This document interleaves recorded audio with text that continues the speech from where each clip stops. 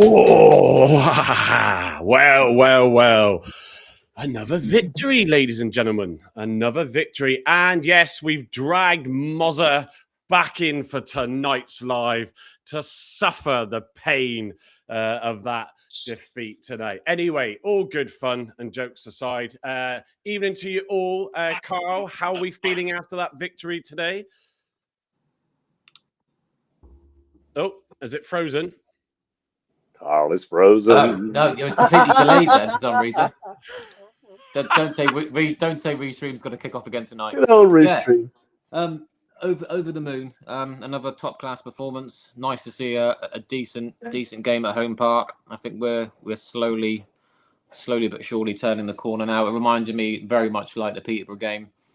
We were in control for large parts and just couldn't take the chances we had. So I think we should have gone in at probably 2-0 at half time, and then the Bin Pepple chance in the second half should have been game over. But it's good to see that we're defensively a lot more solid now. It looks like we've got identity at last. Everyone's playing for the shirt. Everyone's given 100%.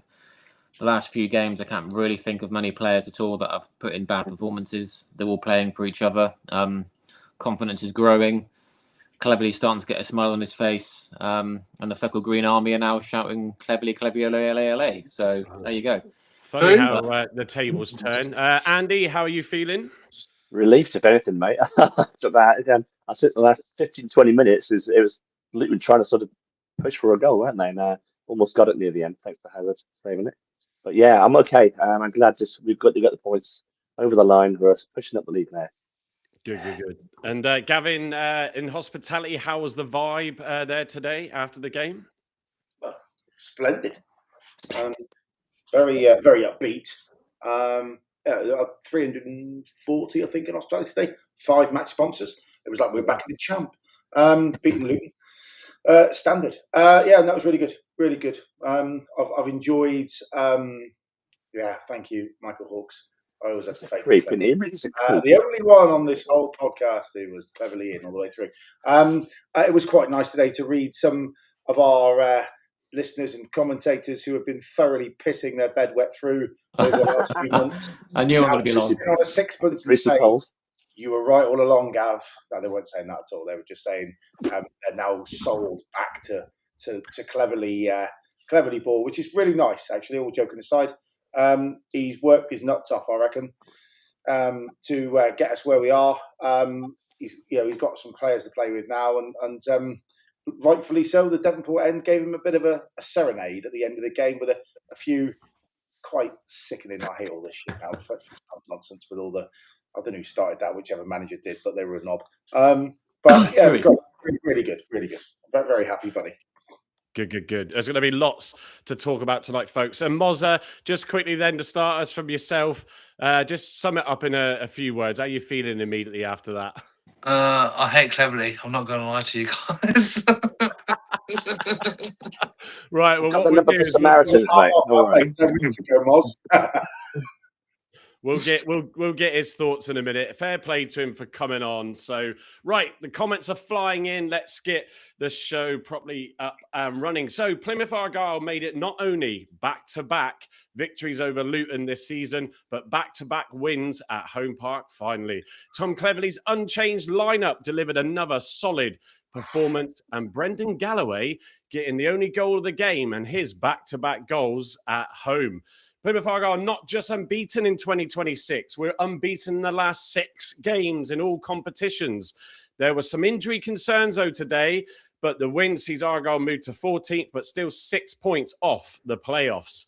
Has Cleverly turned Argyle's fortunes around? Well, he's telling everybody he has, but yes, he certainly has, and timing couldn't be more pivotal. Yeah, it was enjoyed that game today, and it was a solid performance. I got a couple of notables that we'll all give our thoughts on each player, but Yeah, what a difference. A few concerns with the likes of Rules going off, suspected hamstring, Wiradou who came on for him with a calf problem, and Talai as well with a bit of a dead leg. He was told just to get up and see out the last few minutes after wanting to try and get subbed when he went down to the deck. But no, it was good. Mozza, I will come to you. We won't let you suffer for too long on the show, but yeah, you watched it. You did your little watch along, I think, on TikTok, and I've never seen it before. But Andy actually joined you during the first half. Yeah, Really, that's so funny.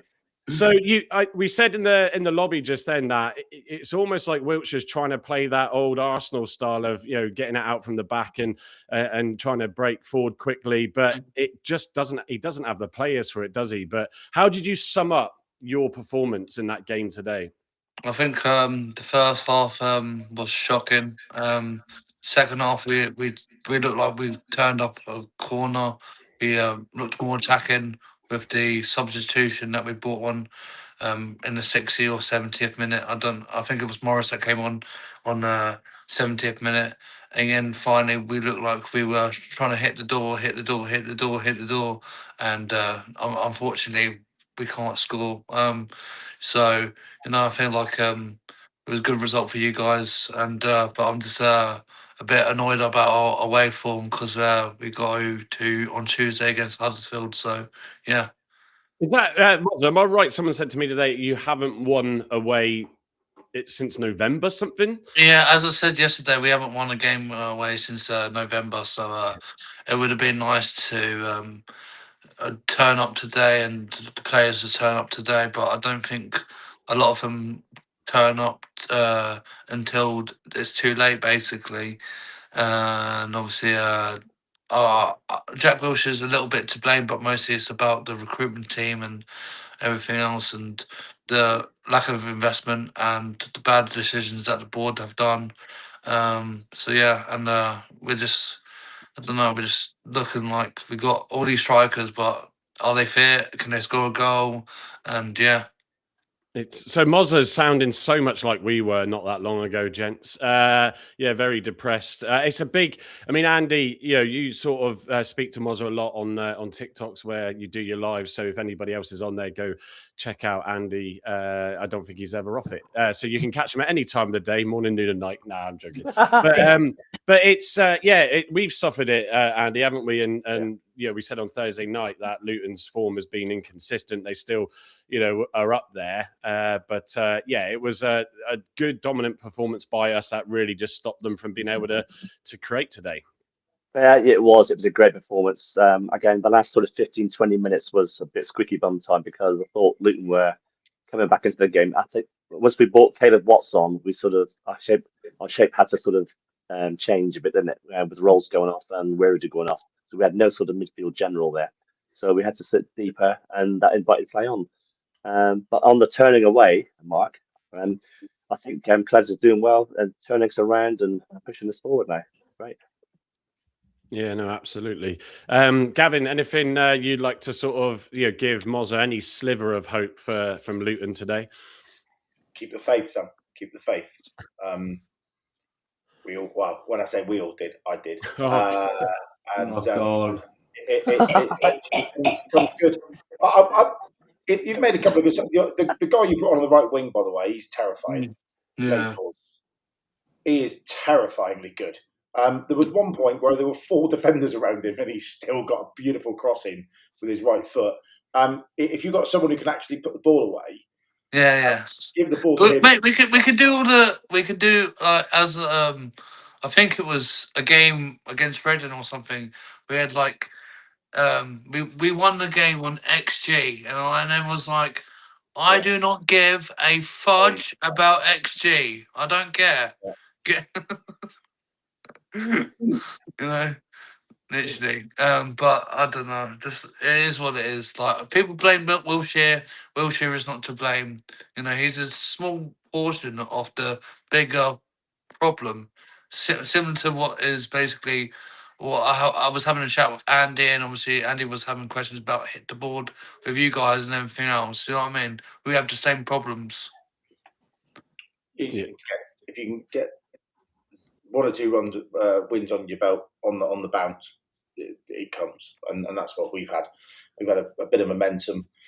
It'll be quite interesting now to see if we play you in the Virtu, because that'll be 3 times this season. If we can do the hat trick, we'll be very happy. I'm hoping it is Luton now. Don't invite me to the virtual one, okay? Hey, you might do us on that occasion. You never know. But yeah, no, I just feel like at home, when we play you in the Virtue Cup, we should be taking that trophy seriously. Like, I know it's not a lot of money, but it's a trophy at the end of the day to play for. And I don't know if we're gonna get the playoffs. There's only like 10 days off the window left for our recruitment team to strengthen in the window. So obviously we got Casey Palmer today from Hull. He looked good, but obviously very lightweight, so very easy to knock over and stuff like that. And you know what I mean? I miss the old days of actually having a goal scorer and like a crouch or whatever to head the ball. You know what I mean? This league, you need some size and some strength, don't you? You can't play pretty. No. And I think TC at the beginning of the year thought, in his wildest aspirations, that we were going to play beautiful, free-flowing football, 4-2-3-1, and win every week. And then he soon got a rude awakening that it doesn't happen. And I think he's got the realisation now we're a bit crash bang wallop, but we still provide reasonably entertaining football. And my only criticism really of Wiltshire today is there was no plan B. There was you didn't have anyone to lump up top and pick up scraps and try and force a goal that way. So everything went through your centre halves, and we had that conversation on Thursday. The pace of ball is far too slow. And we just sat back, actually. And if you look at those that watch the analyst programme from Argyle TV, Aaron Cusack did a really good piece on what Talai and Peppel did, which is just mark the space in between passing through the middle of the pitch and let you go wide.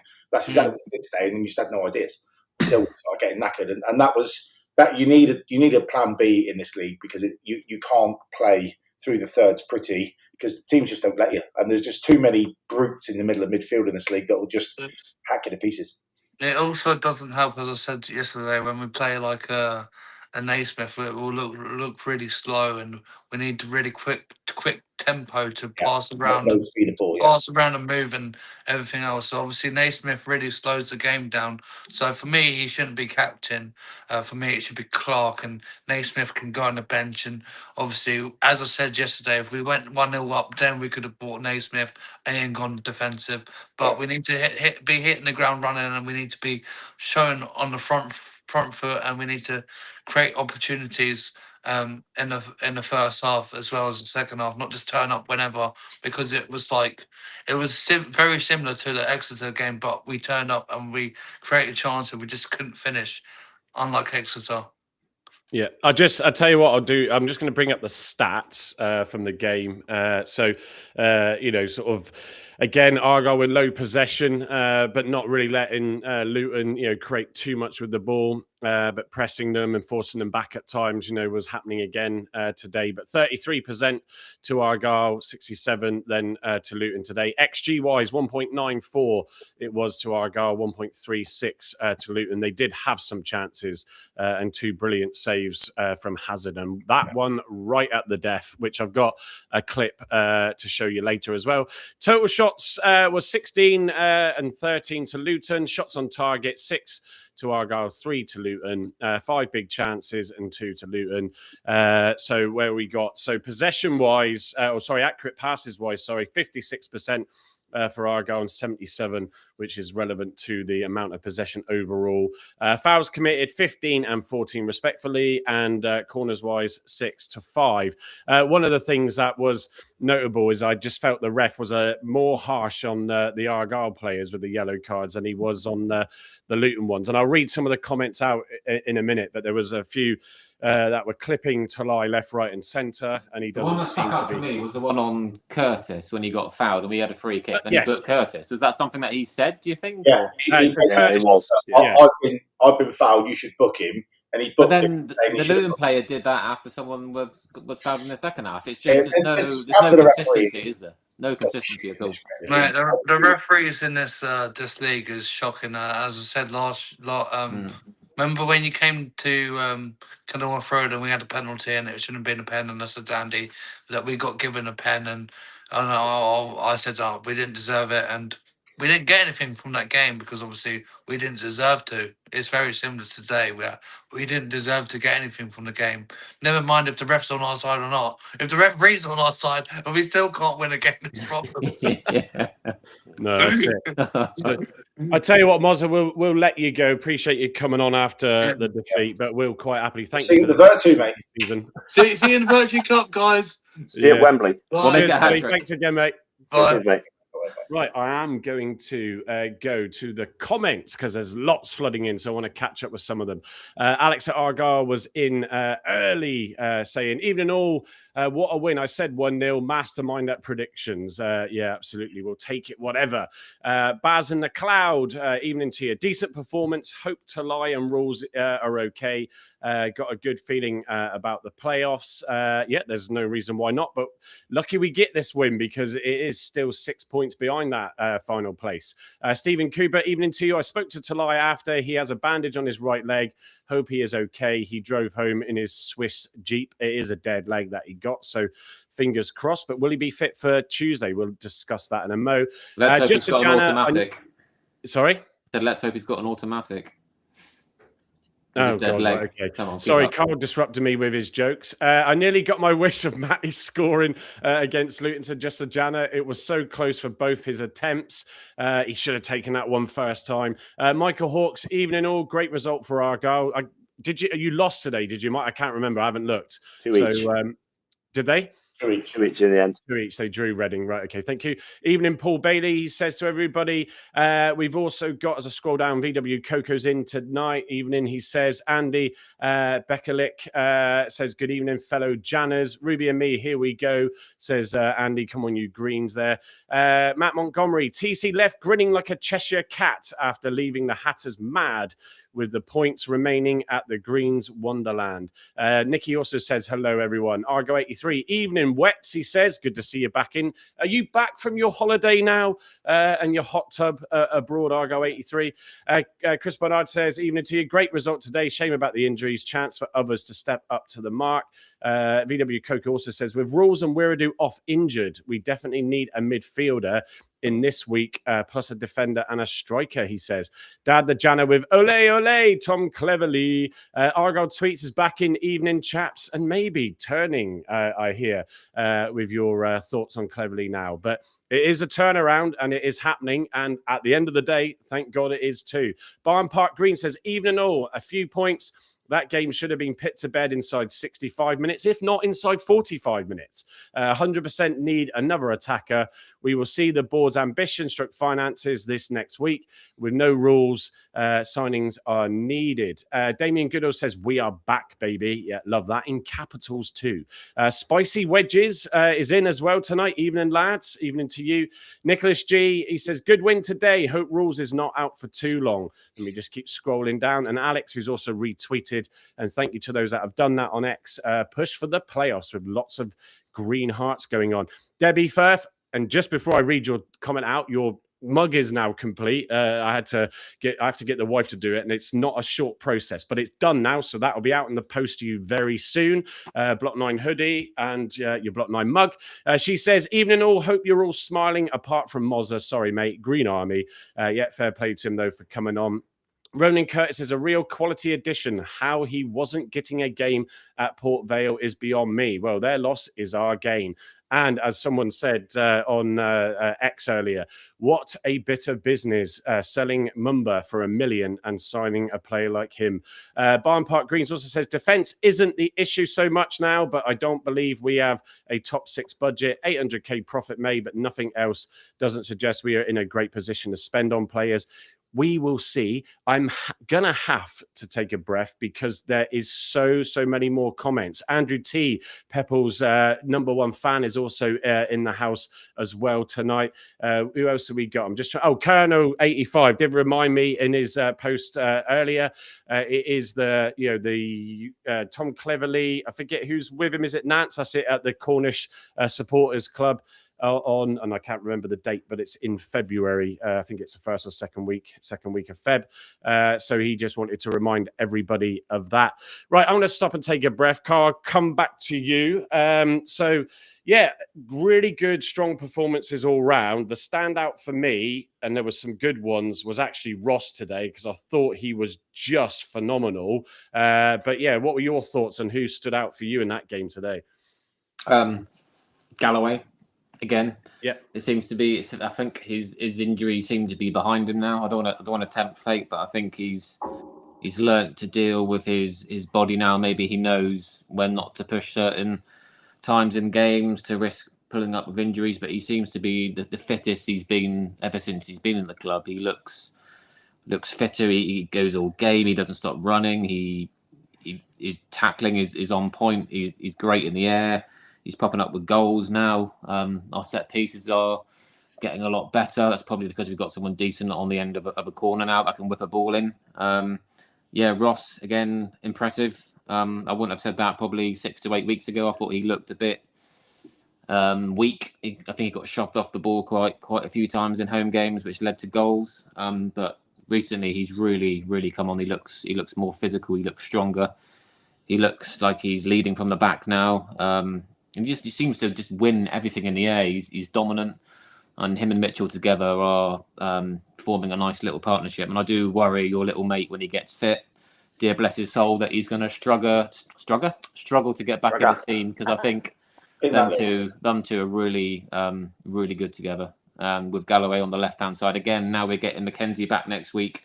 Is he going to get much game time with how Galloway's playing? That's going to be an interesting battle down that side. It'd be great if you got two really strong left backs, because if you can't play 3 games in a week, you'll need to play 1.5 or 2. No, it's good. It's good to get some competition, but the worry now obviously is obviously Rolls and Wiradoo. I think Tolai will probably be fine. A dead leg, if he gives it 48 hours, he might feel a bit more fitter for Tuesday. He's going to be on the physio bed getting deep tissue massage. Yeah, he'll be. I'm sure he'll put himself forward for the game. But the worry for me now is in midfield. I thought Boateng did well in the remaining game. He held the ball up quite well and broke up play well.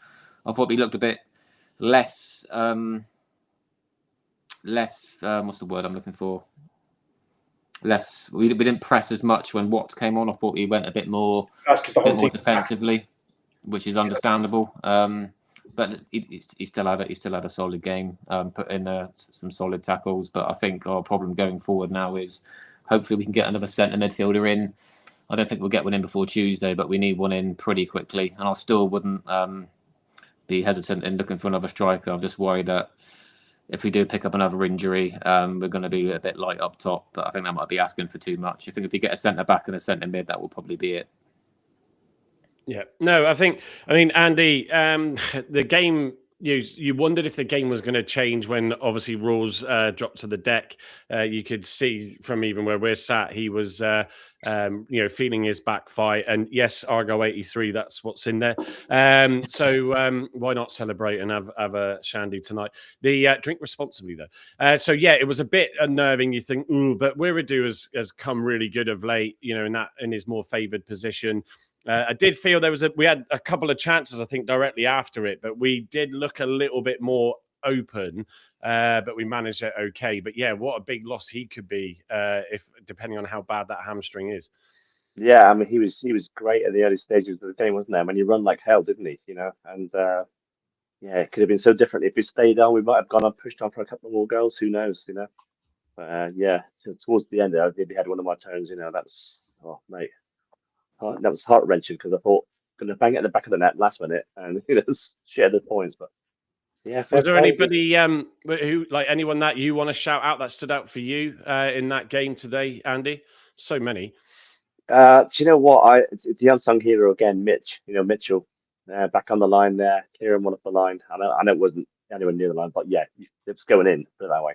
But yeah, certainly him. Sorinola played well again today. Hazard in the last minute. He's done virtually nothing most of the game. Then the last minute he's called to make a good save like that, and there's a good point blank save. Yeah, it was. It would have been just typical.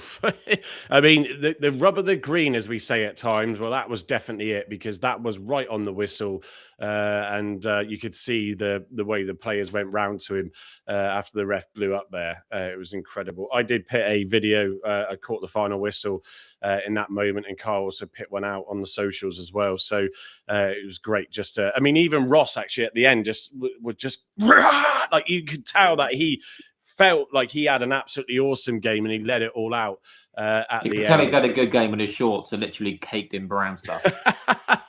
Yeah, well, that's it. And it was, I mean, Gavin, the weather was horrendous, wasn't it, at parts during that game, and it was causing both sides problems in the box. But yeah, I mean, give us some more of your thoughts on spells throughout and who really stood out for you as well. So overall, I thought our shape out of possession was fantastic.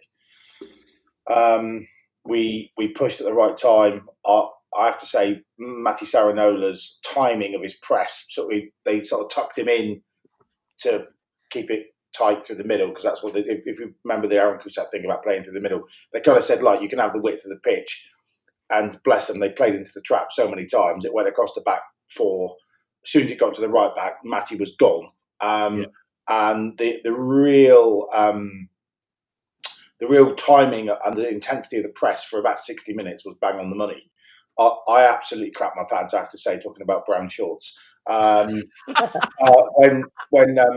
Rolls got injured, I was like, oh no, this is going to absolutely just unwound like a ball of wool now. But so I have to say, Werradu, until he got his ankles, his calf strain, him and Boateng in the middle of the midfield were fantastic. I didn't really said to my brother at half time, I haven't actually noticed not having Rolls on the pitch, which is a massive compliment actually to Brendan Werradu and that midfield. Another probably unsung hero, but Joe Edwards today was phenomenal at right back. No, his legs are gone, Gavin. Yeah, his legs are gone. gone. And I'll sit here and eat a big, massive, fat slice of humble pie with some custard, because after that Bristol Rovers game, seeing him in the flesh, he would have been down the glue factory if he was a horse, if I'd owned him. He has played out of his skin, and Max O'Neill the last two games. But the highlight of the day for me was the Cruyff turn nutmeg that he did right in front of me. Oh yeah, I remember seeing that. Like utter Premier League class. If that had been Ronaldo, it would have been showed. I'm so upset that Techers isn't on anymore on Saturday morning. Yeah. On Saturday morning. What's it Soccer called? AM. The TV show. Soccer AM. Because he just took it down, did the nutmeg, or did the Cruyff turn. The Cruyff turn nutmeg the guy, and he was gone. And it was like, that's Joe Edwards who's just done that. Unbelievable. So, but both those guys, again, I think deserve a lot of kudos. And although he'll probably take, he has taken some stick about missing a one-on-one. I thought Peppel's hold-up play today and intensity in the press for the 70 minutes or whatever he was on the field was outstanding. He fought. You can tell he was playing against old teammates, because there was a lot of feeling in some of those pushes and tackles, and his upper body strength's getting better and better. I just wish he had done a bit of a hardy hot dog and just got some chips with those hot dog as the keeper come out and just dinked it over him instead of trying to place it in the corner, because I think he got his angles bang on there, keeper. But yeah, that stand out, and I will again eat some humble pie for dessert and say that Connor Hazard, when called upon today, was superb. And the little dink in the first half with his left foot to give the ball to Joe Edwards when he was under pressure also made me sort of skip a heartbeat and then smile at the same time. I was like, oh, what are you doing? Oh, that was quite effective. I think to a man, we were excellent. The guys have met the centre halves and they were like brick walls. And the sponsors player of the match who came up and had a chat with us was Curtis. And he has added so much intensity to the width of the park. And it's so nice to have a 6'2", 6'3" winger that when Connor does ping it, he wins so many balls in the air against his right back and left back, depending on what side he's playing. And it was just a joy to behold. The first half I thought was better than the best we played against Peterborough the week before away. Second half we weren't so great, but it was very impressive. I just wished, like everyone else, that we were 2-0 up at half time, 3-4-0 up with 60 minutes to go, because Amici could have come on and got some game time. Belarus could have come on some game time. We could have pulled some guys off and then give them sort of a bit of breathing space for Tuesday night. But alas, it went down like typical Argyle way to 96 minutes, where Hazard has to pull off a stunner in the 96th something minute to give us a 1-0 win. But that's what we're there for, isn't it? A bit of drama. Yeah, I just want to pick up then, Carl, come to you with it on Ronan Curtis. I said after the Peterborough game that, or even after Bristol, you felt like he's going to lift everybody in the squad, and it's no disrespect to the departed Mumba, but as Gavin said, right on the nail there. It's like he's winning the balls in the air. He had that pass to Talai and the defender just got his toe just to knock it on. It was right in front of us in our block 9, and it was just like, oh, that would have been straight on to score the goal. He was a menace. He had a great performance, got obviously the man of the match award. But I just feel like that sort of player, knowing as an attacker or someone who's playing further forward, if you know that once he gets the ball, you just think, I need to get into a good position, because it's probably going to come to me either way. Whereas we hadn't had that before, and you always could see Talai getting so frustrated when an opportunity would break up, because we go, we're too scared to go forward, and then we turn around and pass it back. Well, he doesn't dilly-dally on the wing, does he? When he gets the ball, he drives forward and he gets the ball in at the earliest opportunity. With people like Amici, they kind of slow it down a bit more. We want to take on too many people, and he just slows everything down, and his cross could be a little bit slow as well. Curtis just seems to be on point with everything. His crossing ability is great. His corners are great. He's got a lethal shot on him. That one in the first half that people tipped over the bar. If that went in, that was goal of the season contender for me. Just brilliant shot. He reminds me of everything that Callum Wright should have been. No disrespect to Callum in our championship season, but he just seems a very similar player, but he's just better at everything. And to get $1 million for Mumba and replace him with Curtis is just brilliant for me. I think he's going to be a top player. He's got great experience in this league. He did wonders with Pompey when he was with Pompey.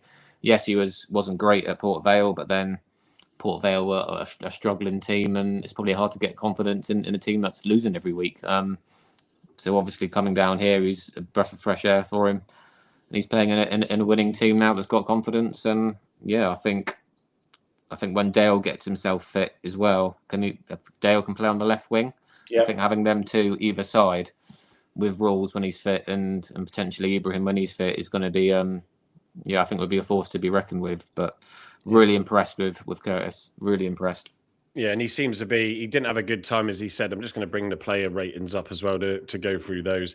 But yeah, he wasn't having a great time at Vale. And, again, it's sometimes a club just works for you, when exactly. You land and it's, it was, I was excited to see what he would be like in the flesh at Home Park, having watched him on the watch along and that in those two games. And look, it's if he can stay fit and injury free, because we're picking up some more, he's going to be massively. I mean, we've had a few players in the past that have come from clubs, like I think even Dan Scarl when he came from Walsall, the Walsall fans saying, "Oh, he's terrible, he's slow, he's this and that."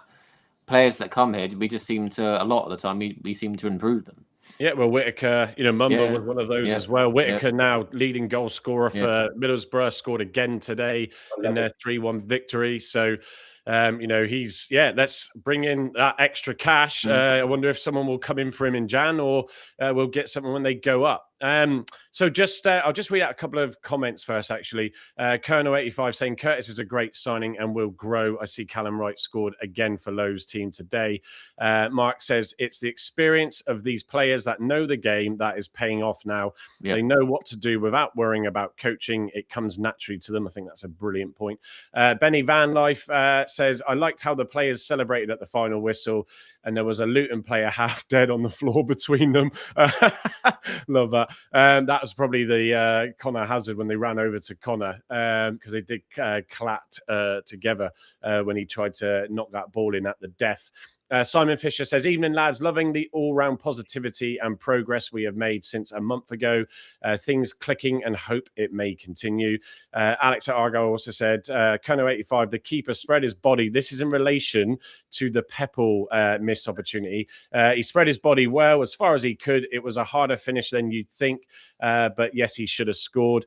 Yeah, I was willing him on, going, come on, Pepple, come on, Pepple, as he was running forward, got himself into that position. And yeah, after getting some goals recently, it was a shame that he couldn't seal the game up then for Argyle. What else we got? Finley did join us, Argyle News Hub. Please go and give him a follow for all the latest Argyle news. We do retweet it as well, so you can easily find him from our accounts. Steve Wheeler says, replying to Steve Wheeler, it says, you replying to yourself? Yeah, upper half briefly. We'll be up there soon enough if we maintain our consistency. Kami Tarasaki's in as well. Another great performance today and 3 points. We've also got Brian. I didn't read you out earlier, Brian, because there's so many comments, but from Boston, Massachusetts is also in the house with us tonight. Also, Graham Byrne on the, and Carl, I see, tweeted it on our account. With the Talai, when he was on the deck, he did do the sign to be subbed off, but we had used all our subs, so couldn't actually all our take subs. We used all our allocation. Available. What are they called? Allocations. Thank you. So, but and he nearly scored on the turn not long after that. On one leg, which was interesting. It's amazing he couldn't get around the pitch, and then all of a sudden he just found the person. It's amazing, isn't it? It's like, I'm dead. Oh, the ball's there in the box. Yeah. Oh, bang, bang. Yeah. And to be fair, I'm not sure. I think it was Watts maybe that hit the long ball to Curtis at the far post, who then helped create that chance. So right there, I'll read out the player ratings as we always bring these up anyway. So Hazard on 8.3. That tip over the bar from I forget the player's name from a strike outside the box was superb. Let alone that last minute save as well. Galloway on 8.6. He was noted there for those listening posts as the star man today. Mitchell on 7.6. Mitchell did have to come a bit into a more midfield role when Wiradoo went off as well in that second half. Ross 8.2, Edwards 8.1, Sorinola 7.4. Rules obviously went off, so that's irrelevant really. Boateng 6.9, probably a bit harsh. Curtis 8. Pepple 6.5. Don't disagree with Gavin off the ball. That chance, I've watched it back. I'll show the highlights in a second. I thought he should have done better with that layoff to Sorinola in terms of himself, but actually seeing it back, he did really well with his decision making. And Talai there on 7.5. Andy, the two sort of Gavin touched upon them. But the two that had both shocking performances in that Bristol Rovers Virtual Cup, again today had brilliant performances. Edwards there 8.1 and Sorinola. There was a spell, I think it was in the second half. There was a moment where, Gavin, you would have seen it more so, but by the touchline there, where there was a sort of a few Luton players, and I don't know if it was Galloway, I think it was, who had the ball and he was surrounded by him, and Sorinola just managed to worm his way in, steal the ball and drive down the left. And it was just like, this is a totally different Sorinola, no surprise, not being relied upon to play left back and defend. He just wants that freedom of getting forward. Not only that. Yeah, you must. Sorry, go on, Andy. He talked to both of us. It was great stuff. We were doing stuff today that I've not seen Argyle do for a while. Like Joe Edwards spinning those players and bamboozling them, sort of thing. But yeah, Sorinola, fantastic. I did criticise him first half. I thought he didn't have such a good game, but I'll take it back. He played really, really well today, Sorinola, and gave his all for the club, which was what you want to see from your players, isn't it? Yeah, and that with him playing his more favoured position, obviously, no surprise, Andy. It does then, and especially with Galloway playing so robustly at that back, and also getting forward, and obviously scoring goals. We seem to have got that balance right, haven't we? Yeah, it just adds to the sort of forward momentum and getting the team up the pitch and getting the ball into the box. I mean, we could have scored a few more goals today, granted, but we did enough to win the game, and we did win the game. So yeah. Yep. Right. What I'll do is I will come now to where is it? Down here, the Sky Sports highlights. 3 minutes and 9 seconds, ladies and gentlemen, for this one. So let's roll the VT.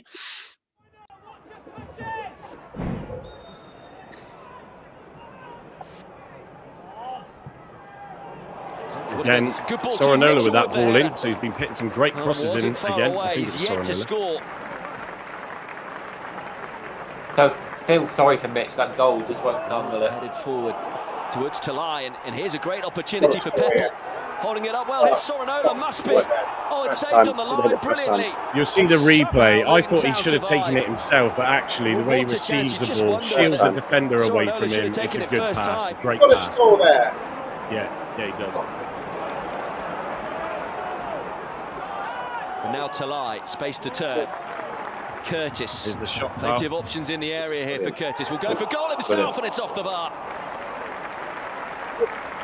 Terrific move by Plymouth Argyle.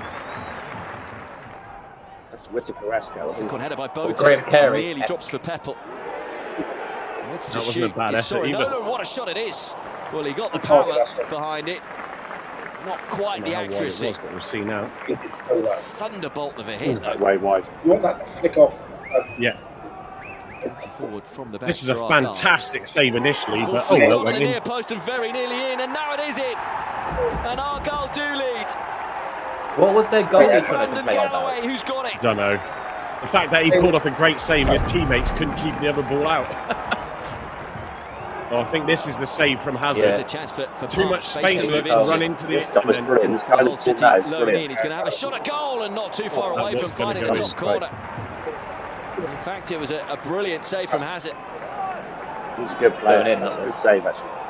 This is the Pepper one. There we It go. would be an option, but the ball's going to run here for Wins Peppel. it from Luton Town players getting in each other's way. A real chance for Peppel. Oh, my. Yeah. The keeper committed, didn't he? Yeah, he was way out of his Committed, so he could have lifted it over. Walsh into the feet of Wells. First time ball in from Kajua. Oh, Ross again with a brilliant clearance. But instead, it's Ross who gets there just that's better than Mitchell's ahead of clearance was Clark. off the line. Would have had a It wasn't tackling. really off the line, and it was Absolutely pumped Ross after that. Build-up play though from Luton Town. Here it is. Fitting it in to Clark, and here's a chance for Naki Wells. Best chance for Luton Town, but it's going to be cleared off the just line knew it by was going to Mitchell. go our way then. It wasn't quite as glittering as Lawnvik's clearance off the line earlier on in this game. He's got Watts to his left. Feeds the former Grecian. So that one. Crossfield ball towards Brilliantly Curtis. taken down. Time to chest it down, and he'll find Talai, who's now looking lively. Talai again. Talai was Great knackered there, wasn't save. he? And then fired wide by Watts. Watch this. The way Curtis brings it down. Argyle looking to put the finishing touches. Yeah, that's a good point, Nicky. So that, let me. I've Yeah. got the interviews. Let's go to them quickly next. Tom Cleverley. LA. Finally, just looking at the reaction at the end from the supporters, who I think really appreciated the effort as well as the quality of the team today, but also you were quite animated, more than I've seen you quite a lot of the times after a win. It felt like that meant a lot to you today, and we all felt in sync. It's a good day.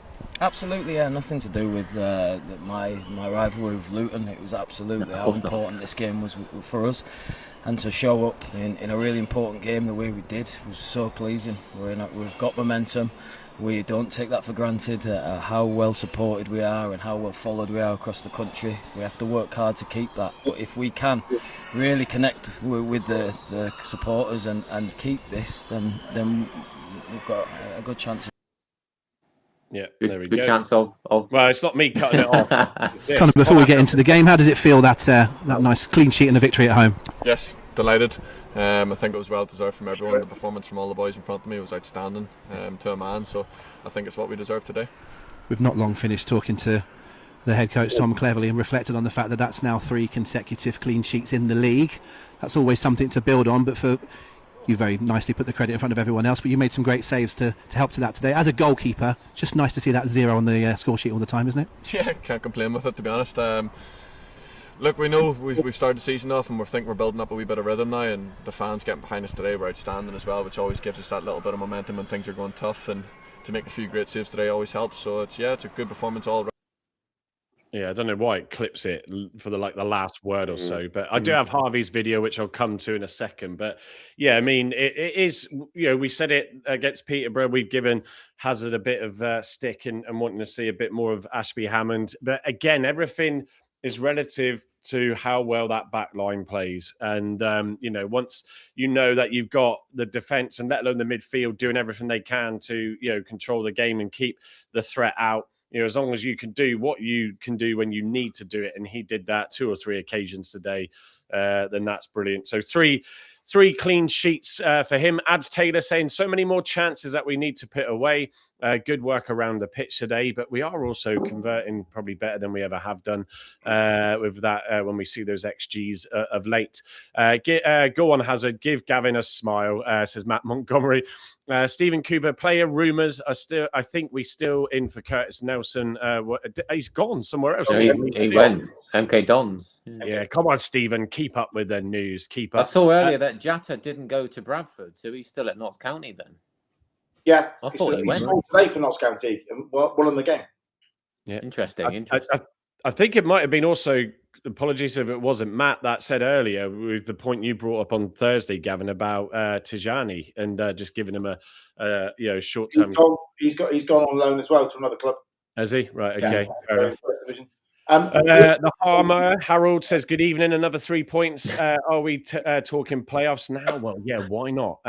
Also, nice to see the Great Dane Ross playing well again, even though I'm a Norwegian. Yet he was my man of the match today, Harold. What else have we got? GT was in just now, says, evening all. Just a Jana saying it was Peppel, but it's what Peppel did at Peterborough. Just wished it went in for Matty. With how much he does, he deserves to get more goals under his belt. The keeper did well with the save as well, in fairness, but as Gavin said, he should have really put that away. SBO 95 for UG. Hello to Plymouth Argyle fans from a Manchester City fan. Again, this is not the first time when I'm visiting this channel. Yeah, thank you for that. A 2-0 victory for you today and a big, big game tomorrow. Did you enjoy your 10-2 win against Exeter, by any chance? 10-1. Yeah, I was 10-1, sorry. Yeah. I said 10-2 earlier to someone, and I was like, no, it wasn't 10-2, it was 10-1. Well, Exeter only 9:15. Also got a 3-1 victory to Vale. Not that it's hard to beat Vale at the moment. So that keeps them above us by a few places because of the goal difference. Just on a rumour front of injury, my wild theory about Zach Viner from Bristol City. What is interesting is he wasn't in the squad today, and on FOTMob it says slight knock, out for 3 days. That's enough for a medical, isn't it? Which is like basically I'm about to be transferred, and we might as well put that on FOTMob. So I'm not saying we have nailed him because I've got no idea, and I didn't manage to bump into Was he here when Derek was manager? Yeah, he was here. Yes, he was. Team with Derek. Yeah. Isn't Rules ex Bristol City, or was it Cardiff? Cardiff. Okay, fine. Cardiff. So, but the interesting thing about him is he can play centre half, he can play right back, but he can also play centre mid. So he's played 3 or 4 games this year alongside Randall in centre mid as the holding midfielder. So that might kill a couple of birds with one stone.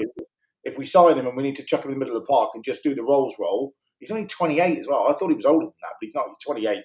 I mean, he's on, according to Capology, he's on £10,000 a week. So you probably want to keep that. But then we've got some players in our team that are on £10,000 a week. Mumble was on similar money to that, to be fair. So who knows? But it just made me giggle to see him not in the squad for a slight knock a few days. But when we return in a few days, which for me just means it's strange, isn't it? Yeah. Well, we'll see because, as someone pointed out, I've just missed the comment, but he cleverly did say in the post-match press conference that we are going to have to go back in again and dip our toe into the transfer window. So whether or not they were fairly content with what they had to a degree, I know we've all said there's positions, but funds, available might change that. But yes, it's look, let's see. It could be an interesting one, Gavin, what you say there. SBO also saying yesterday will be one of the most important days for Manchester City. I will be fully supporting my neighbour, Manchester United, to beat Arsenal or at least a draw. Yeah, what can Michael Carrick's United do? Agree more. Set the title party for Arteta and Arsenal. So Stephen Cooper agreeing with Gavin as well. Yoke Samalo, hi everybody, good to see you back in. And Harold is just saying as it's dropped in, watch out for Norway, Haaland, Sorloth, Nusa. Edegard, and so on in the World Cup next summer. We've smashed Italy 4-1 on San Siro and won all games in the qualifier. Yeah, well, we will be hunting that down as well this year. So, right, where am I going to? Let's hear from Harvey as he sent us his video at the end of the game. So that's full time. Plymouth Argyle 1, Luton Town 0, home park rocking. 3 wins on the bounce, but also 3 clean sheets. That's the double over Luton. 3 points away from them now. Wow. Tom Cleverley getting the praise he deserves. He's turned it around from the position we was in a few months back. Even myself, I was Cleverley out. Another great win. Again, it shouldn't have been 1. It's a bit like Peterborough. It should have been 3, 4, 5. Alex Mitchell clearing 1 off the line in the second half to ensure that we got the 3 points. Buzzing. I'll see you Tuesday, back at home, Mansfield. Another tough test. Is it time to start dreaming about playoffs? Yeah, come on, and I haven't forgotten, Gavin. I've got some other slides to show. We'll come to the lineups in a second. Laura Camille as well is in. Evening, guys. Our Canadian guy Peppel is playing well. When we are above Exeter on Tuesday, we'll be really happy. I started to think today they are on a good run as well, and it's like, how interesting could it be when it comes to April? So we shall soon find out. Barn Park Green saying, I think Cleverley has to be harder with the higher ups. You've got to go in and say, I need backing now and force them to act. Yeah, look, I'm sure they are very much considering that. And they've also got to balance the situation of the club. But hopefully we might be seeing some money come from the likes of Whittaker down the line as well, which will all help with that. Green Gruffalo says, Welch was recalled by Celtic and played last week. Staying at Celtic, cannot play for another club now anyway. Matt Montgomery says, has he? Well, just answered that. Peter Henwood, evening to you. Can you see us signing Zach Viner? Well, unless you just dropped in, Gavin just mentioned that. So he wasn't in the squad today, Gavin said. So we shall see what comes of it. Before I come to the lineups for Mansfield, I just wanted to bring up, so the unbeaten in 6 games. I thought, why not recap that? Obviously, Michael Hawkes, the Reading fan, is in with us tonight. But that he was the 7th game, but that was after that shocking Boxing Day defeat. To us, that pleased him. Hopefully we don't have too many opposition fans that come on for the post-match with a victory smile on their face. But yes, it was the Waddle draw to Wickham that shored things up after that Boxing Day disaster. Then we went away to Stevenage and earned a hard-fought draw there, getting a point back. And then it was Burton that saw us get that important first victory at home in a while. Following that, we then had, as I click to the next slide and it loads, there we go. Obviously, it was a 4-3 victory in the Cup to Bristol Rovers. Peterborough, a massive win away from home. And then obviously that win today. So unbeaten in those 6 it's just crazy. And that away record is fantastic. I think, Gavin, if we can get that win on Tuesday night, I mean, you would have said 4 points out of those 2, even though you're at home, would be good if we get a win in one of them. But there's every chance that we can go and do a double again at home. If we do, then I think we take a lot of momentum into Stockport on the weekend. I'm just hope. My only fear now is the engine room, the centre of midfield is looking depleted. If we'd lost Rolls and said Wirrady was there, I'd still be confident. We're probably going to have to play Caleb Watts as a 6. He ain't a 6. He's a very good football player, but just ain't a 6 unless we sign a 6 between now and someone's getting in their car tonight to drive down and sign tomorrow, for example. I don't know, but I know in TC's press conference, which I looked on Argyle TV, the last thing he said was, I'm leaving this press conference and we're sitting down with Derek straight away. So I imagine... Or could we see another random Caleb Roberts appearance out of the blue like we tend to from here? He's not strong enough, is he? No, he's not strong enough, but we don't have any options. He'd probably be on the bench because there's no other midfielders in the squad. Yeah. If we don't sign anyone, but he'd be forced on the bench. But he's just not strong enough at this level. He's nice when you play against Premier League. When you play against Leeds, yeah. but when you play against Premier League sides, like Brentford, it was tippy tappy. There's no big challenges. It was fine, and he's very good at that. But, it was blood and thunder today in the midfield, and it has been for a number of weeks, and he ain't strong enough. It's just as simple as that. He's a very good footballer. He's just not strong enough, and he hasn't played enough football yet to be hardened, I suppose. That's the challenge, and that's a mismanagement of the club. And I'll be the first to criticise that and say he should have gone out on loan probably the last 2 seasons in League One or League Two to toughen up, and he hasn't had that, so he's not strong enough. But he'll probably say he is. But every player backs himself. But yeah, so if we win on Tuesday, back to the question you asked me, well, I think we're really at the races. I know we say this before every game now. If we win the next one, we'll all start believing. But Mansfield are a good team. They're in good form, although they drew 1-1 with Stevenage today. They were winning for a lot of the game, and then Stevenage did what Stevenage do, which is get a late equaliser and still not lose at home apart from to Cardiff. But if we win that, I would say we'll go up cock a hoop to Stockport on Saturday, and we'll probably have 1 or 2 new bodies in the squad as well. So it's great. As TC's been saying, momentum's a very hard thing to create, and it's very easy to lose. So we've got to be on it. Yeah, just looking at, Mansfield are equally on a great run. We're both level on points. They've got a +6 goal difference to our -5. They drew today, though, with Stevenage. They won. They beat Port Vale 3-0 the game before. Beat Bradford at home 3-0. Port Vale was also a 3-0 victory at home. They beat Bolton away 1-0. And then Barnsley, they beat 3-2 away. So it's not going to be an easy one, because it's again a chance, Carl, isn't it, for either team to then stretch their lead and create a bit more of a gap. It could be another tasty one for Tuesday night. Yeah, just got to take the momentum from today into Tuesday, and hopefully, obviously it doesn't sound like Rules is going to be fit for a few weeks. Hopefully Ruidu can shake his off, but yeah, I'm struggling what we're going to do in centre mid. I think we'll be fine even if Watts does play, which probably is the only option that we can put in there unless we sign someone pronto. But I don't think it would disrupt us too much. I think we should be taking the game more to a Mansfield side than a Luton side. So it depends, but I think we're going into the game again with loads of confidence. I think if we can get back-to-back home wins, that the playoff charge is definitely on. I know the league is tight, and if you lose a couple on the bounce, it might be a bit of a different story again. But we just got to keep doing what we're doing. It's working. There's no need to change anything apart from obviously the players that are out injured. But I'm sure the tactics and the game plan will be exactly the same. But yeah, we'll see what happens. Hopefully we do get that centre mid in before Tuesday, but it might be a bit of a push to get someone in and play straight away. But we've done that with players in the past, haven't we? But I'm sure we've got enough, hopefully, to get some more points against Mansfield.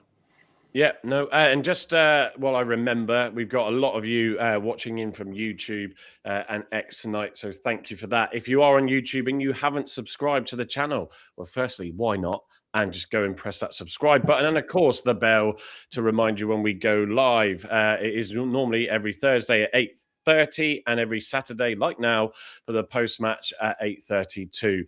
I did get asked earlier, are we doing a watch-along today? And I said no, because I'm at the game, because we all have a season ticket. But I will be doing the next away game on Saturday. So looking forward to that.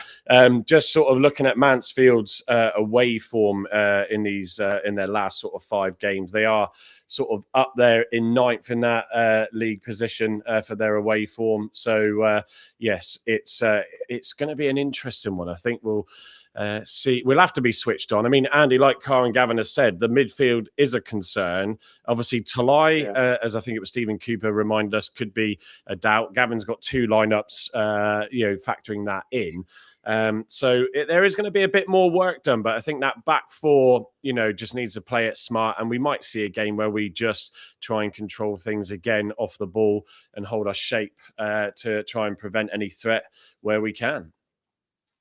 Yeah, I mean, the back 4 are going to be solid up now. They've done well in the last few games. I mean, whoever you're going to have in the midfield is going to have to try to do a job, whether you're not in your sort of favourite position or not. You're going to have to go and try hardest, even if that's Watts, even if that's, Amici coming in and coming back and helping out. I know Amici's more of a forward player. yeah, we just have to do the job, haven't they? It's what they're called to do. They're going to have to go and do it, unless he brings someone in. I can't see Amici playing on Tuesday. I think he's too risky at losing the ball with the way we got Sorinola playing and Curtis playing at the moment. I think he's going to find it difficult to get back into it. And they're a physical side as well, aren't they? Quite a physical side. Arseni, could he be back? Arseni's back. Dale's back as well. They're both Dale and Arseni are back in training tomorrow. So potentially Mackenzie as well. No defender, but just yeah.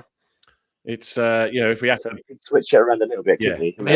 Even Patterson, he's not had any game times. He's been on the bench a lot in the last few weeks, and that's a lot of experience to call on. My side, Yeah, Ethan Prosser just saying, hi everyone, what a win today. See myself on the Block 9 podcast video at the end of the game. You're watching on YouTube, so whether that was mine or Andy's, mine or Carl's, because we both uploaded onto that.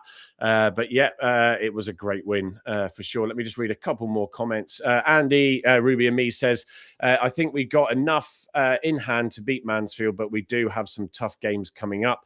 Then we will know where we are, as long as we don't get too many more injuries. Absolutely. We've also, where's it gone? Matt Montgomery says, for me, Barn Park, absolutely recruitment been threadbare in centre-back, striker and defensive midfielder since the summer. And here we are a week from the end of the transfer window and still the same issues. Tap into free agent market, he's saying there. That was in response to Barn Park Green saying 4-2-3-1. Boateng, Wiradou in the middle of the park. Watson, Michi, Talai, Curtis front four. Like I've said many a times, Michi still out. Jury's out for me on him. What else have we got? Terry Alford saying Cleverly should play midfield. Worst case, like that. Let me go to. Let's segue that nicely into the line. I'll do Carl's first because Gavin's got two tonight. So let's just give. It says Ronan Curtis, but it's clearly not. Let me just remove that comment. There we go. So, Carl, take us through your lineup then. Yeah, so the back five, again, stays exactly the same. Picks itself at the moment, doesn't it? I've obviously brought in Watts. I don't think Rawls or Wiradou are going to be fit enough, and I can't think of anyone else that could potentially play with Boateng at the moment, unless we sign another player. I know someone said about Edwards in midfield. I swear he played a game or a half in midfield once, mid and then went to right back. Yeah, I wouldn't be against seeing that if we had to do it.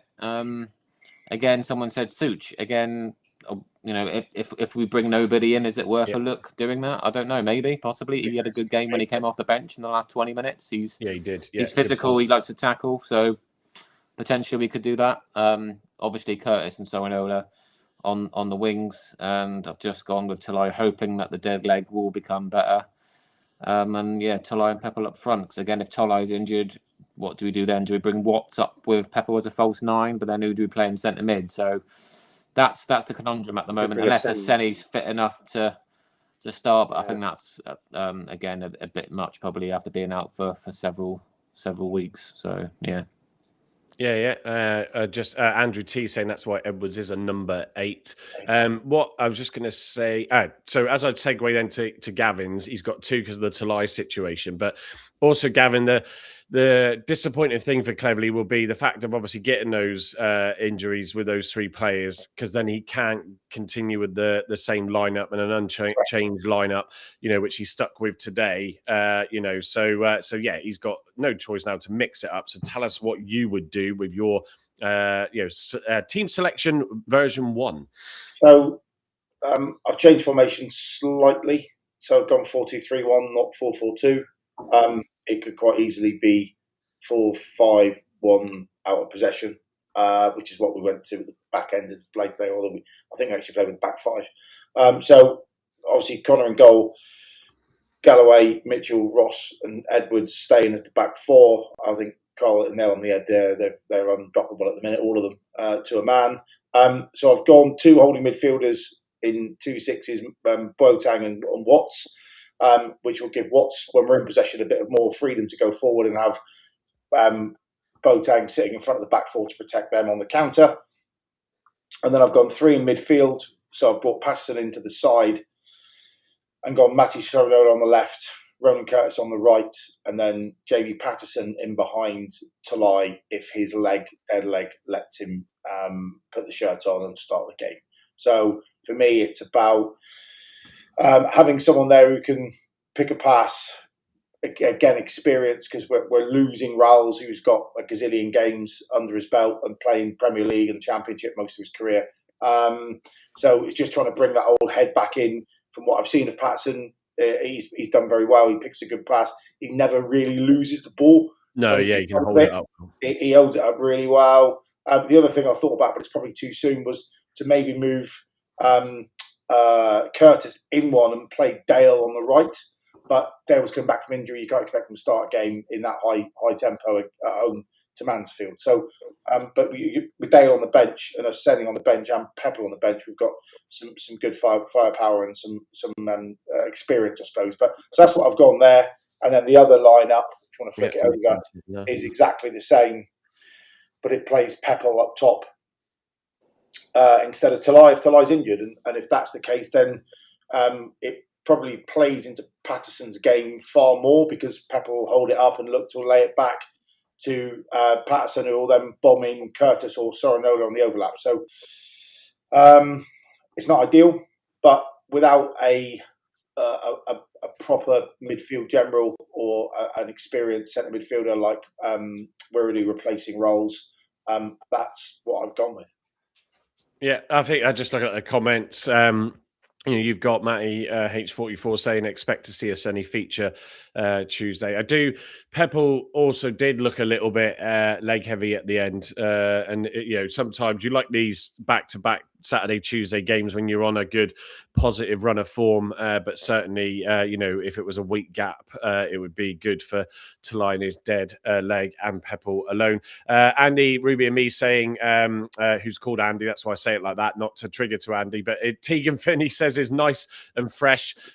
Bring it up every show. Put him in midfield. He'd do a good job now in a team full of confidence. And yeah, I said that before. When he came on as a sub, he's coming to games where we've been losing. Obviously, I don't think he was on the bench at all again today. Was Benarous was on the bench, wasn't he?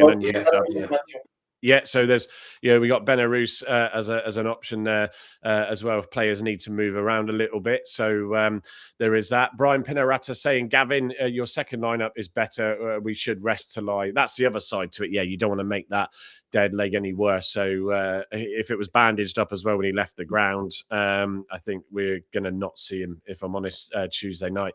We don't want to cause him more trouble than we need to. So I'm also going to just stay on here and change the image because Gavin just sent something in the WhatsApp. We like to bring up the Form League every now and then. So let me just do that. This is the last 9 games to see if it will refresh. There we go.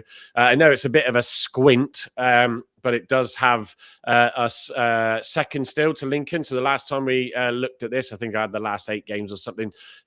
We were still there, Lincoln above, Exeter chasing close behind. FOTMob does the last 5 games, which has it Mansfield, Exeter and us. So it is getting tight. And I think this is, Carl, why it's so important that we've managed to find this run of form, because this is where it's going to start creating that gap, isn't it? With we got the early win, the pressure was on us or Luton to get the 3 points today. Luckily, we got it to make sure we can stay up there. But a lot of the other teams, apart from Mansfield getting that draw, did have good results. And it's you just got to try and sustain this, as though you could find yourself dropping back down. Yeah, the league is still very compact and tight, isn't it? A couple of wins, you shoot up the table. A couple of losses, you're right down at the bottom again. It's probably a blessing that the league's quite poor this season, because I think a lot of teams can beat each other, and I think you're seeing that really from the 21st to 6th, 7th. Everyone can beat everyone, apart from really Cardiff City, Lincoln. And probably your Bradfords, who have had solid seasons.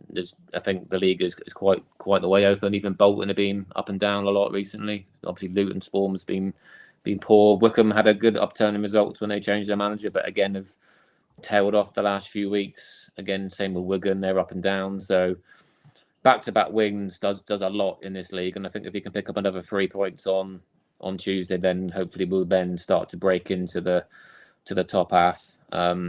But it's sod's law when you win. Everyone around you seems to win as well. I mean, we jumped up to 10th, then we went back to 14th where we started before the game, which was annoying. And obviously, Exeter up the road, right on our tails as well. So they seem to be as in good as form as we are. So, which is annoying to see. But I'm sure they'll tail off. They always seem to at the end of the season, don't they?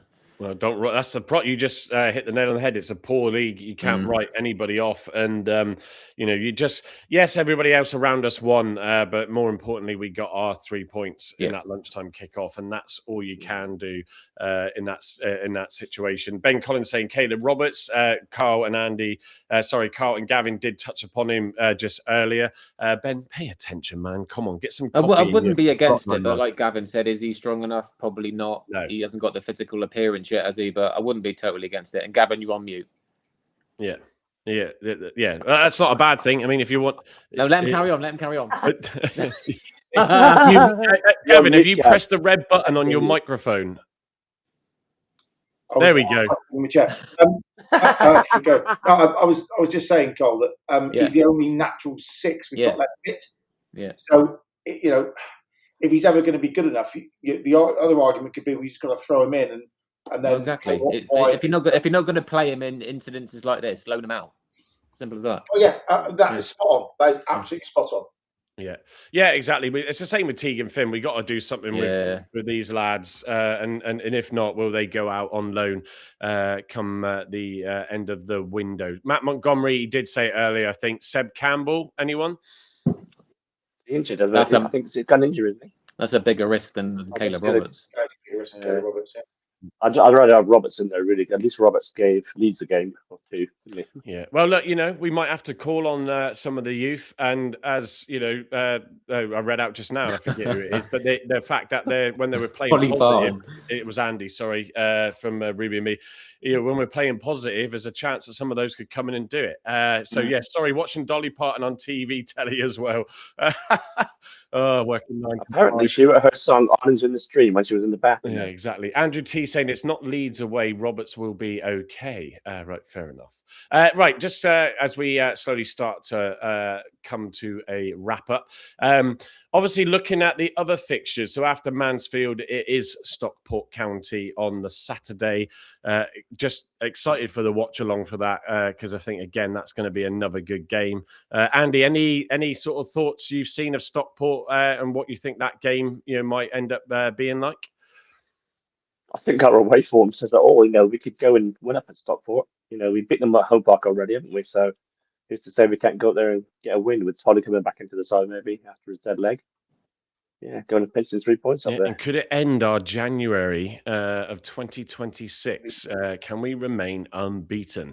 That will be the interesting one. So, after that, then we've got we're at home to Lincoln, which Saturday. What's happening on Saturday, the 7th of Feb? Because it says a 3:01 kickoff. It's like every minute counts campaign, so everyone's kicking off at 3:01.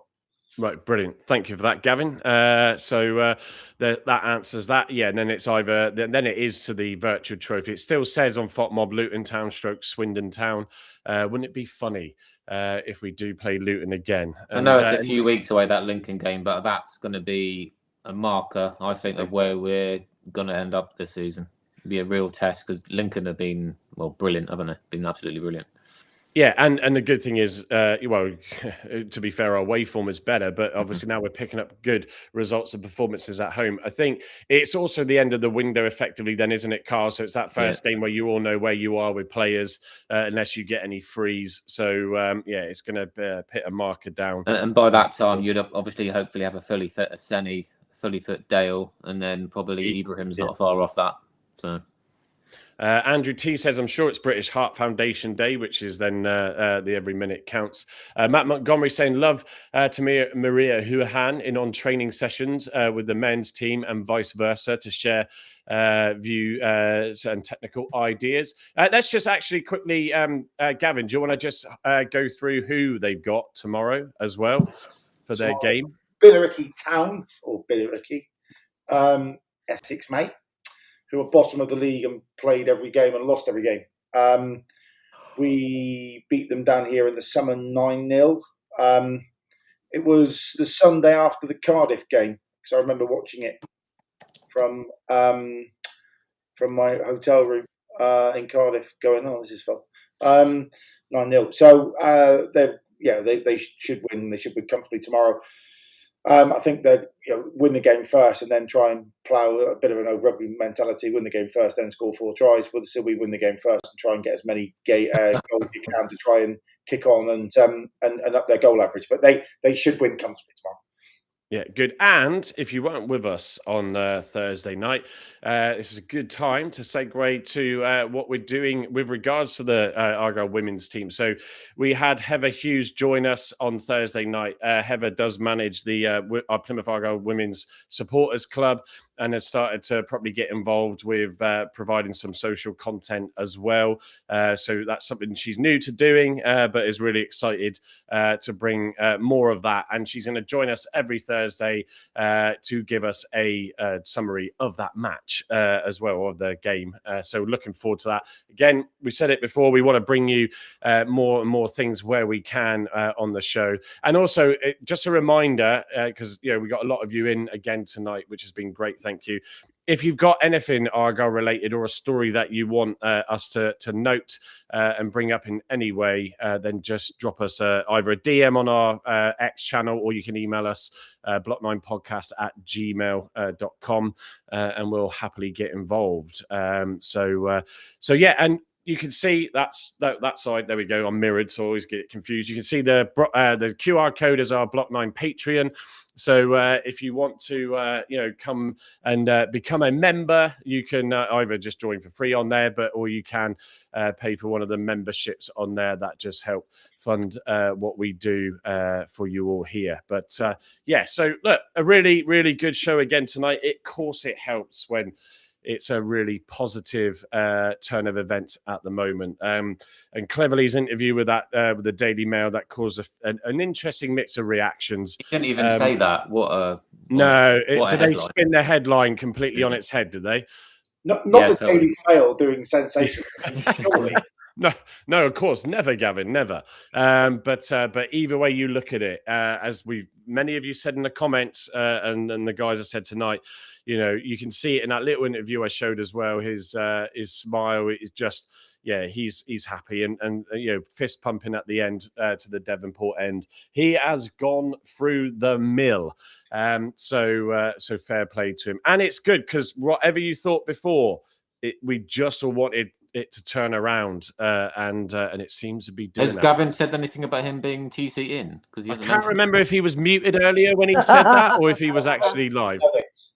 In fact, if you just put all the names up now, you'll see. Because I've done my little stuff. Anyway, that's by the point. While I've got the go on, give us your final thoughts. I know I don't talk very much. Can I just say a massive, massive thank you to Chris Rolfe and the grounds team today. God, yeah. Because thank you, Gavin. Like, not all superheroes wear capes. Most of them wear all-in-one waterproof suit and carry a small fork.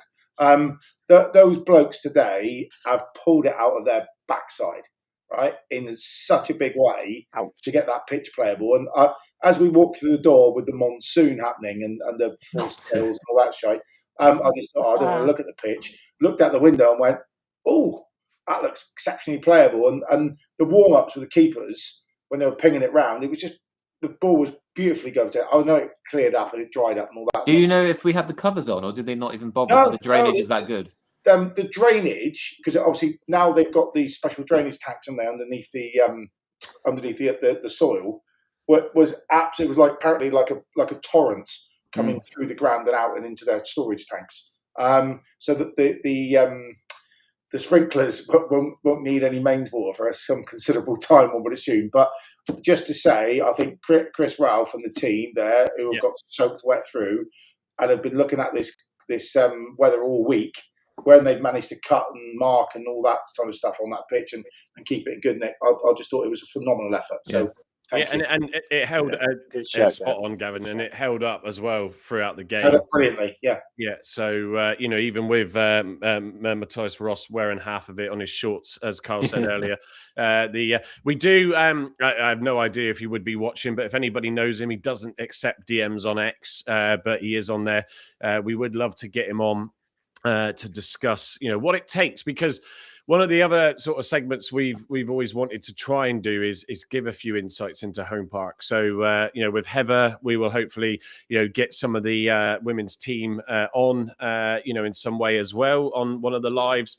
But if anybody knows any contacts, then let them know that we would like to get them on. Whatever they do at Home Park, I think it's a great way to let everybody know how things work behind the scenes. That really popular word, the infrastructure and the operations that go on. Don't mention infrastructure. I did see. I can't remember who did it earlier in the show. I did see someone say, "Oh, can we not sign that Korean player Folston Park?" In the comments earlier, which did make me chuckle. Matt Montgomery just pointed out that there is a fans podcast awards happening in June. My vote goes to the Block 9. He says, great the way they segue into things and bring in chat and guests. It's great. Stephen Cooper also saying that's my vote. Carl, we need to check if we have to register for that. We'll see how that goes. So we'll also, it's probably a good opportunity now that Dad the Jan has put that up about Discord. Oh, yeah. So, right. Yes. Right. So this is where the gents accuse me of trying to do too many things all at the same time. But no, yeah, I totally disagree. So the Discord, the problem that we have is just maintaining engagement on them. So we do need to put a message up, Carl, but we are going to bring that one down. We do have a small WhatsApp group, but we are conscious that we don't want to open that up. We are considering options there because it exposes people's numbers. But there's a few of us that are in there. I do like to try and think of new ways to do stuff, and maybe that one was one too far. So I'll take that one on the chin, Carl, Andy, and Gav. But yes, so there is no Discord at the moment. But yeah, you can find us mainly active, obviously, in YouTube and also X. Blue Sky, we still post. We don't comment, go in there directly. It takes a lot, we're all busy. We've all got full-time jobs. So it is a challenge just to try and go and engage with everybody. It's great, though. Facebook people, that is growing. The comments on there, it's definitely a brilliant, engagement piece on Facebook. So that's great. And all of you that are listening, post, because you can't catch a live on Spotify or Apple, whatever your podcast platforms are as well. One little request there, if you can, we've got like a really bad 2.7 rating on Spotify, which probably comes from the early days.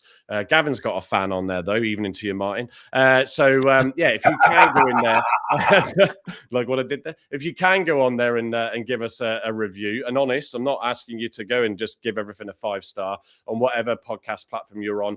That would also be appreciated. So we'll see if we, like I said, we're just weighing up the situation with WhatsApp. But yeah, we do want to try and bring you more into a bigger engagement with what we do. Right, Carl, any final thoughts from yourself before we sign off? Yeah, just much more the same again on Tuesday, isn't it? Like we discussed earlier, keep the winning run going, keep the confidence high. Like I said, obviously we're all a bit nervous about what we're going to do in centre mid, but I think whoever we bring in, whether that's, like I said earlier, Watts, or if we throw Caleb Watts in there, I'm sure that won't alter our game plan too much. I think if we're on the front foot early doors, get a couple of goals before half-time, which we didn't do today, and I'm sure we'll be absolutely fine. But another positive result, climb up the table a bit more and start to maybe have a little bit of more bedwetting, but for different reasons. Yeah, no, excellent. And Andy, yourself? Yeah, a bit like Carl said, really just more of the same. Just got to go and get that win on Tuesday night, and then maybe go to Stockport and get 3 points as well, because I think Lincoln's going to be the tough game of the 4. So yeah, going to be no, I can't wait to see what comes of Tuesday. And Gavin, from yourself?